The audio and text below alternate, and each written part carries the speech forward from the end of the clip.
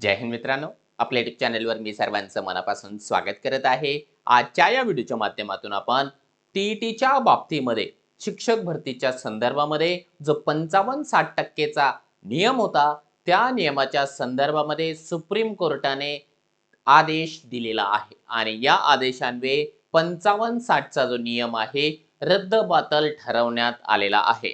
आता नेमका तो निर्णय काय होता, नेमकं प्रकरण काय आहे, या कोर्टाच्या निर्णयामुळे जे आहे इथून पुढच्या भरतीमध्ये 2026च्या शिक्षक भरतीमध्ये काय परिणाम होणार आहे आणि 2022च्या शिक्षक भरतीवर एक्झॅक्टली काय इफेक्ट होणार आहे, याद्या रिवाइज होणार आहे का, किंवा इतर महत्वाच्या ज्या काही सगळ्या शंका कुशंका किंवा रूमर्स सोशल मीडियावर पसरत आहे त्या सगळ्या गोष्टींचा आपण या ठिकाणी अनालिसिस या छोट्याशा व्हिडिओच्या माध्यमातून करणार आहोत। परंतु तत्पूर्वी आपण जर चॅनलवर नवीन असाल तर आमचं चॅनल सबस्क्राईब करा, साईडचं जे बेल आयकॉन आहे त्याला देखील प्रेस करा, जेणेकरून शिक्षक भरतीच्या संदर्भामधल्या कोणत्याही माहितीची अपडेट आपल्याकडून मिस होणार नाही। मित्रांनो, सुप्रीम कोर्टाचा जो निर्णय आहे त्याचं अनालिसिस करण्याच्या पूर्वी थोडक्यामध्ये तुम्हाला सांगू इच्छितो की आपण जर का येत्या टीईटी परीक्षेची तयारी करत असाल तर आपल्यासाठी अवेलेबल आहे गुरुजी नावाची टीईटी बॅच।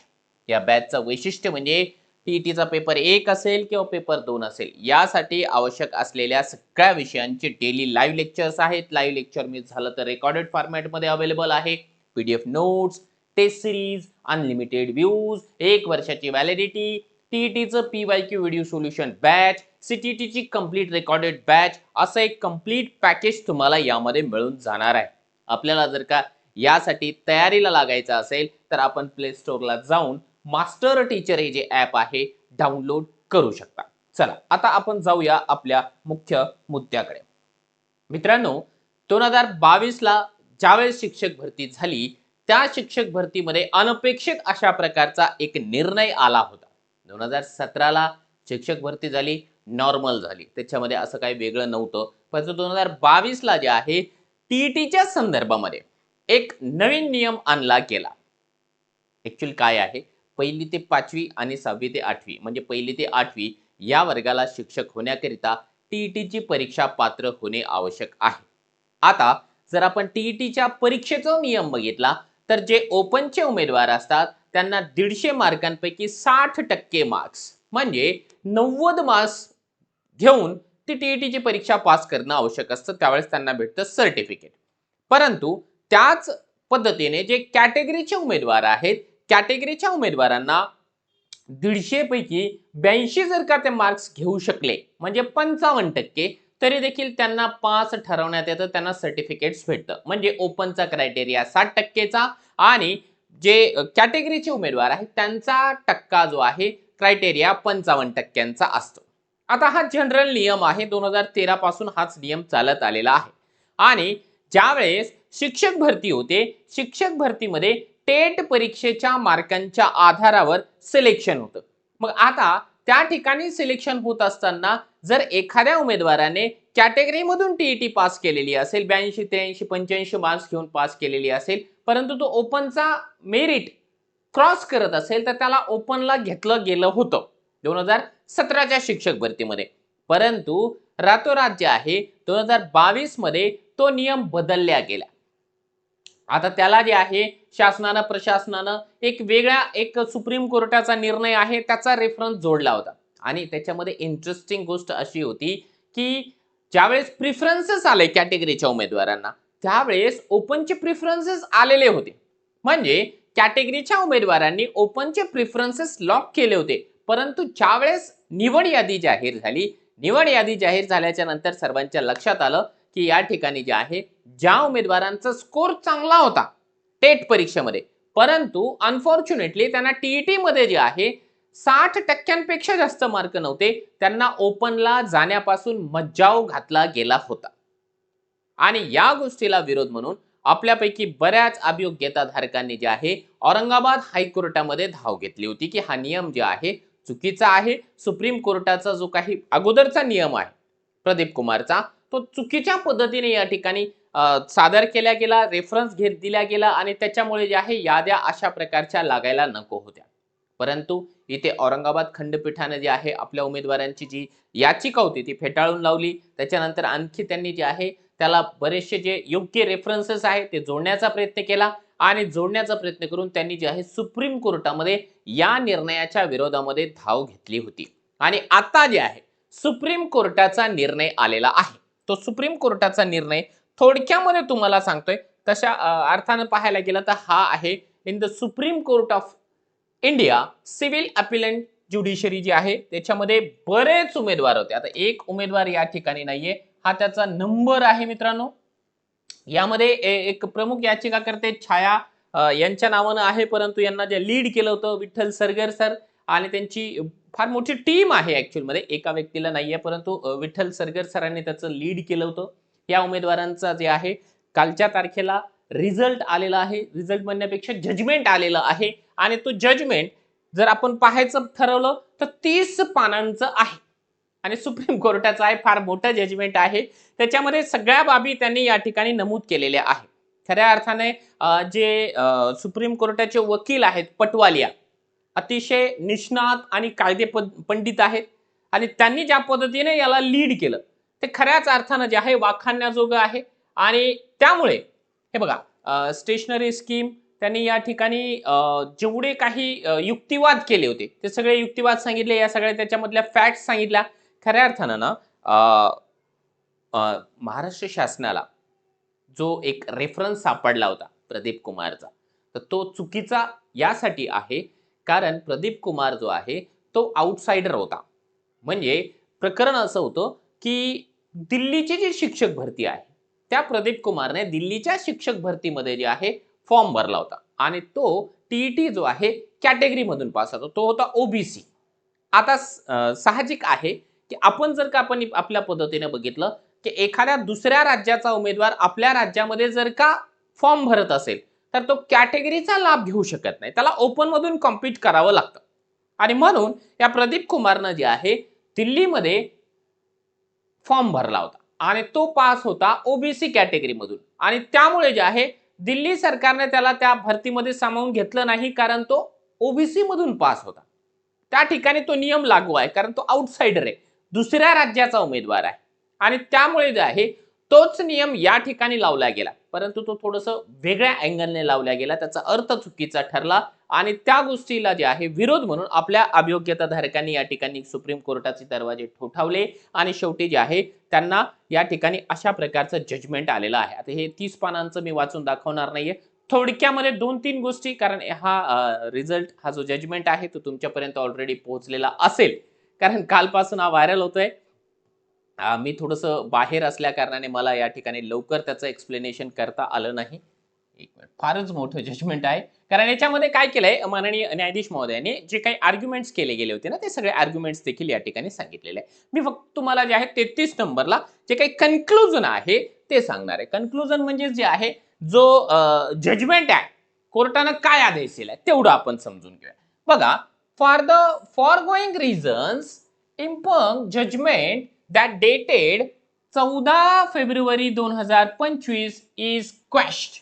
म्हणजे काय सांगितलेलं आहे, याच्या पूर्वी जो कोर्टानं निर्णय दिला होता औरंगाबाद हायकोर्टानं किंवा इतर हायकोर्टानं, तो जो निर्णय आहे 14/2/25 चा तो क्वॅश म्हणजे रद्द बातल ठरवण्यात आलेला आहे. म्हणजे की जो इथला जो निर्णय होता ना की आयुक्त महोदय किंवा शासन प्रशासनानं जो नियम लावलाय तो योग्य आहे, तो नियम रद्द ठरवण्यात आला. आणि अँड सेट असाइड, त्याला बाजूला ठेवा. द रिस्पॉन्डेंट शाल include in the merit list. आता बघा ही जी लाईन आहे महत्वाची आहे. ते रिस्पॉन्डेंट म्हणजे जे याचिकाकर्ते आहेत त्या याचिकाकर्त्यांना मेरिट लिस्ट मध्ये इन्क्लूड करा. इथं कॉमा दिलाय. Those appellants who have secured marks higher than the last selected candidate in the general category. म्हणजे काय सांगितलेलं आहे, जे याचिकाकर्ते असे आहेत की ज्यांनी ओपनचा जो मेरिट आलेला आहे, ओपनचा जो मेरिट आलेला आहे, हे जनरल म्हणजे ओपन समजायचं, ठीक आहे. जनरलचं जे काही मेरिट आहे त्याला क्रॉस केलेलं असेल तर त्या उमेदवारांना त्या मेरिट यादीमध्ये सामावून घ्या. हा या उमेदवारांचा खऱ्या अर्थानं विजय आहे. जरी ते कॅटेगरीमधून टीईटी पास असतील तरी देखील त्यांना त्या मेरिट यादीमध्ये तुम्ही सामावून घेऊ शकता, घ्यावं लागेल. आता याच्यामध्ये सगळेच उमेदवार लागतील का? नाही, कदाचित जे आहे, आता मला त्यांचा स्कोर माहिती नाहीये, परंतु याच्यापैकी माझ्या माहितीप्रमाणे बरेचसे उमेदवार असे आहेत की ज्यांनी ओपनचा जो कट ऑफ आहे त्याच्यापेक्षा जास्त मार्क घेतलेले आहेत, परंतु त्यांचं सिलेक्शन झालेलं नाही. मग अशा कंडिशनमध्ये त्या उमेदवारांना निश्चितपणाने त्यांच्या हक्काची नोकरी लागेल, कारण या नियमाप्रमाणे तरी तसंच वाटत आहे. आता पुढे त्यांनी काय सांगितलं बघा, 34 नंबरमध्ये, the case of the petitioners in various interlocutory applications. हे बघा, याच्या पूर्वी ह्याच्यामध्ये काय होतं की मुख्य याचिका करते होते, त्याच्यानंतर आणखी काही नवीन उमेदवार जे आहे सरगर सर आणि त्यांच्या टीमनं त्याच्यामध्ये सहभागी करून घेतली, कारण ज्यांच्यावर अन्याय झाला ज्यांना वाटलं की अरे ठीक आहे आम्हालाही त्याच्यामध्ये यायचं आहे, त्याच्यामध्ये सरगर सरांनी जे आहे सामावून घेतलं होतं. त्याही उमेदवारांना त्याच ठिकाणी जे आहे रिलॅक्सेशन मिळालेलं आहे. त्यांनी या ठिकाणी ते पण सांगितलंय की असे जरी उमेदवार असतील जे की उशिरा या पिटिशन मध्ये सहभागी झाले असतील, परंतु या याचिकेमध्ये ज्यांचं नाव आहे त्या उमेदवारांना देखील जर ते मेरिट क्रॉस करत असतील तर त्यांना यामध्ये सामावून घेण्यात यावं. आता हेच महत्वाची या ठिकाणी न्यूज आहे. आणि 35 नंबरला सांगितलं, according the appeals are allowed there shall be no order as to cost. म्हणजे या ठिकाणी कुणालाही दंड वगैरे काहीही ठोठावण्यात आलेलं नाहीये किंवा कुणालाही फटकार या ठिकाणी लावण्यात आलेली नाही, असं तरी यावरून आपल्याला लक्षात येतंय. आता आता एक गोष्ट लक्षात आलेली आहे, 22चा जो निकाल आहे तो याचिकाकर्त्यांच्या बाजूला लागलेला आहे. म्हणजे जो 55-60चा नियम आहे आता इथून पुढे कधीच लागू होणार नाही, लक्षात घ्या. सुप्रीम कोर्टाचा निर्णय हा संपूर्ण भारतातल्या राज्यांनाही लागू असतो, फक्त महाराष्ट्रापुरतं मर्यादित नाहीये. आपल्या उमेदवारांनी जे काही काम केलंय ते त्याचा फायदा दुसऱ्या राज्यातल्या उमेदवारांना देखील होणार आहे. म्हणजे एक गोष्ट लक्षात घ्या, 2022च्या भरतीमधले जे काही राऊंड असतील, अपात्र, गैरहजर किंवा जे राहिलेल्या रिक्त जागा आहे त्यामध्येही आता 55-60चा नियम लागू राहणार नाही, तो रद्द असेल. ठीक आहे. आता याचा मुख्य मुद्दा काय आहे की टीईटी जे आहे ना ते फक्त पात्रता परीक्षा आहे, हा एक बेस पॉइंट त्याच्यामध्ये ठेवण्यात आला होता आणि तो एक व्हॅलिड मुद्दा देखील होता की टीईटी फक्त जी आहे पात्रता परीक्षाच आहे. जसे की आपण मराठी माध्यमाचे जरी असले, आपण सीटीटी हिंदी माध्यमातून पास करतो. आता हिंदी माध्यमातून पास केली तरी देखील आपण मराठी माध्यमामध्ये लागतो ना. त्याचं कारण काय आहे? त्याचं कारण हेच आहे की टीईटी जी आहे पात्रता परीक्षा, आपलं सिलेक्शन जे आहे टेट परीक्षेच्या बेसिसवर होतो. एकतर हा मुद्दा आहे, म्हणजे 22चे जेवढे राऊंड अजून लागू शकतात. माजी सैनिकांचा राऊंड आहे तर त्याच्यामध्येही 55-60चा मुद्दा नसेल. आणि इथून पुढे जे आता 2026ची शिक्षक भरती होणार आहे, या 2026च्या शिक्षक भरतीमध्ये देखील 55-60चा मुद्दा राहणार नाही. आता दुसरी एक महत्वाची गोष्ट या ठिकाणी बऱ्याच उमेदवारांच्या मनामध्ये निर्माण झालेली आहे की सर याद्या रिवाईज होऊ शकतील का? तर बघा, याद्या रिवाईज होतील किंवा नाही हे स्पष्टपणाने ना या ठिकाणी जजमेंटमध्ये अजून आपल्याला लक्षात आलेलं नाहीये. सुप्रीम कोर्टाचं जजमेंट आहे, खूप हाय लेवलचे इंग्लिश आहे, परंतु आपल्याला जेवढं समजलं त्या आधारावर आपण एक गोष्ट सांगू शकतो की संपूर्ण यादी रिवाईज होणं थोडंसं कठीण आहे. तरी देखील आता शासन या संदर्भामध्ये ना नेमकं काय परिपत्रक काढतं, कारण शासनाचा आदेश याच्यावरती येणं अपेक्षित आहे, हे ते अध्यादेश वेगळं काढते, तर त्याच्यावरून आपल्याला लक्षात येईल. परंतु संपूर्णतः याद्या रिवाईज होतील असं सांगणं थोडंसं कठीण आहे. तरी देखील आपण वेट अँड वॉचची भूमिका घेऊया.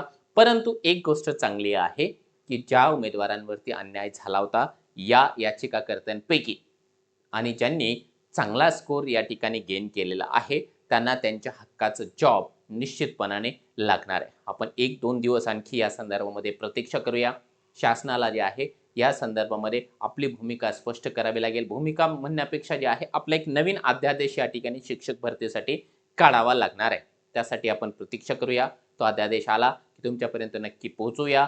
बाकी राहिली गोष्ट या जजमेंटला आणण्यासाठी ज्या उमेदवारांनी या ठिकाणी मेहनत घेतली त्या उमेदवारांचा आपण या ठिकाणी सर्वांच्या वतीने आभार आणि अभिनंदन व्यक्त करूया. संपूर्ण सरगर सर आणि त्यांची जी पूर्ण टीम आहे त्यांनी यासाठी खूप जास्त मेहनत केलेली आहे, कारण हा लढा 1-2 दिवसांचा नाही, 2-3 वर्षांचा हा लढा आहे आणि त्या लढ्याला शेवटी यश आलं. याबद्दल त्यांचे आपण मनापासून आभार व्यक्त करूया. पुन्हा भेटूया आपण पुढच्या व्हिडिओमध्ये. तोपर्यंत जय हिंद, जय महाराष्ट्र.